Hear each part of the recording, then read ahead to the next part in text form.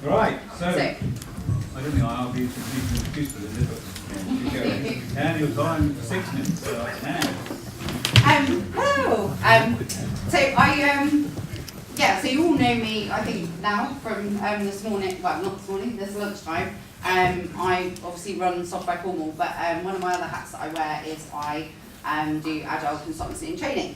And so this is a very, let's call it a minimum viable lightning talk. I read an article a little while ago and I really loved it. And it kind of stuck with me, and some of the stuff in it really kind of resonated and I think has changed me and helped me to be a little bit more agile. So it's a bit of a fun one as well, so hopefully, and it shouldn't take long because I think we'll just flip through them, so I might actually help you catch up. I've kind of on the I didn't like to write a kind of such a what's the word presentation on my title, but I reworded my title to this 7 ways you could be sabotaging your agility, and perhaps how we can kind of make that better. So basically, a couple of years ago, I don't know whether any of you guys have come across this, but the USA released some of their materials, and this is the Simple Sabotage Field Manual. So this is basically from like 1944. There's a manual out there that's been now declassified, which is all about how do you sabotage productivity in various different places. And this was very much about production in factories and offices and transportation lines. And I've just pulled out a couple of the references because I think that they're just classic references and the kind of polar opposite, if you like. Has anybody come across this before? No? Oh, okay, cool. So this is that. So I picked up 7 of these things, and these are basically advice on how to sabotage your productivity. So, and I might ask for hands up on some of these. So, number 1, I can't read. So this is I can't read backwards in the reflection either. Actually, let me move over here. Is that better for you? Oh, left as well. So misunderstand orders. Ask endless questions, or engage in long correspondence about such orders. Quibble over them whenever you can. Okay, so hands up confession time. When we're building software, when we're trying to nail our customers down to their final requirements and things like that, yeah, I think we can all be a little bit guilty sometimes of that. But actually, you know, it's kind of actually get to the point, get those major details down and move forward with the project. Don't try and spend all this endless time trying to get down into the detail. Are we agreed? Yeah? I think that works in Parliament. Oh, let's not go there. Right, number 2. Do everything possible to delay the delivery of orders. Even though parts of an order may already be finished, don't deliver it until it's completely ready. Are we guilty of that in software and technology? Not shipping a product until we think it's perfect? Yeah, not releasing our websites until they're absolutely spot on.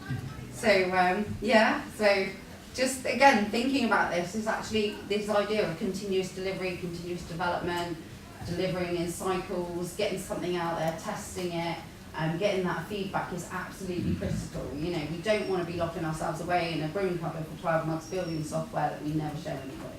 Yeah. So are we agreed on this one? Yeah. So, number 3, in making work assignments, always sign out the unimportant jobs first. Yeah. And make sure you give the important jobs to people that are inefficient workers. Yeah. So again, I've seen this in companies. I go in and I train and coach businesses and how to be more agile. And actually the delegation of tasks, you know, actually, you know, it's really important that we get the right people on the right projects doing the right work. Yeah. Number 4, insist on perfect work. Yeah. How we're all perfectionists, aren't we, in technology? You know, those techies in the room, we are perfectionists, so we have to learn to be not quite so perfect, especially on relatively unimportant products. Don't get me wrong, there are things out there that have to be perfect and they have to be spot on, medical care, things like that. Space rockets have to be spot on, but there's lots of stuff as well that we can do maximise good but not perfect. How am I doing? How am I? Insist on doing everything through channels. Never permit shortcuts to be taken to expedite decision making. Yeah. Again, I think something that as we're growing as a business, we can be, no, we must follow that process. We must go down that route. We must do that channel. Yeah. And actually, that can be a massive delay, and it can disrupt, and it can actually derail people as well. So, if somebody in your team has got a really, really cool idea and they're really passionate about it, and the first thing you say is, oh, we have to go through the appropriate channels and blah, blah, blah, blah, blah, you kill that person's enthusiasm, you kill their inspiration and their idea. So, it's really important that we have that flexibility, we have that agility. Number 6, when possible, referral matters to committees for further study and consideration, and ensure that those committees have a minimum of 5 people in them. Yeah. So again, sorry, I've read that out. Make the committee as large as possible, never less than 5. So again, in Agile, we talk about small teams, we talk about multiple teams, cross-functional teams, working in small groups, rather than having big, huge committee making where decision making can be really hard to do. That's what I'm nearly there. Is that my warning done? 7, haggle with Paul over timings.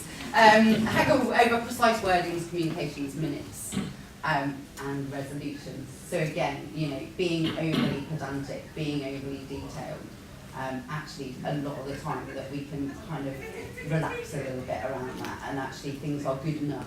So it's about getting things good enough and then refining them with the client and getting them, so we're always aiming for perfection, but actually we need to accept that sometimes we can't always do some of these things. And I just think it's brilliant that these things are in the South Park manual, and they are kind of like the absolute opposite to what I talk about a lot of the time in terms of becoming agile. So that's it. That was my very, very quick talk. Hopefully some of those things have resonated with you, and we'll take them back, and next time you suggest that we take it to committee, or we go through a particular channel, or that you expect perfection, that you might just think twice and think, can I be a little bit more agile here? Okay, done.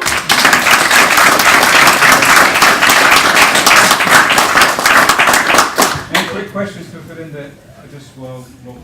Yes. Do we know anything about how that came to be written? I mean, how much of that document, is about the bureaucracy side? It's got all sorts of stuff in there. It's got about sabotaging. It's like a 20-page document that if you kind of Google it, it'll come up, and you can. Because I was taking screenshots out of it and then just picked my favourite sentences. But there's some amazing stuff in there. It was just it really tickled me when I read it, because it was just like, this is just so funny and slightly ironic, and it's like Parkinson's law or something like that, Yeah, I don't know, but it was the dates on it were around 1944, and it was a field guide for people out in action to actually, slow the enemy down. I suppose, I guess, is that kind of thing. But great.